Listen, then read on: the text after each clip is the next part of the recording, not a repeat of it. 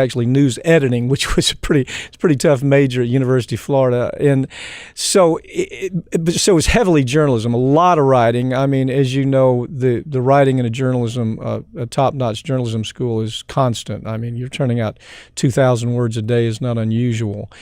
And so after graduating, I always wanted to continue that. I intended to come out and do foreign correspondence for some news outlet, but ended up going to law school instead. And in there, when you attend law school, you kind of get a notion of that's not all you want to do. There's other things you want to do to kind of round out your life. And when you come out, so often, if you're not careful, you end up going to the office and, drinking out of the same coffee cup every day, and not much changes. And it's a very dangerous thing, especially when you're in a profession that requires that you have to think in terms of different ideas, different cultures, sometimes different languages, and always remain as innovative as you can. So writing does that for me. I mean, to go to the office and say, well, this is all I do, I think actually detracts from your ability to think as a creative attorney. And so I started writing very early. I started off with motivational books for lawyers. The first one was In Search of Atticus Finch,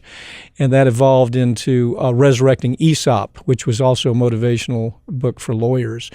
And then I always thought, well, I'd like to take all these cases that we handle are so remarkable. When you sit down and have a cup of coffee with somebody and tell you and say, let me tell you what we're working on, it is just always a kind of a wow factor that the other side gets from it when you're telling the story.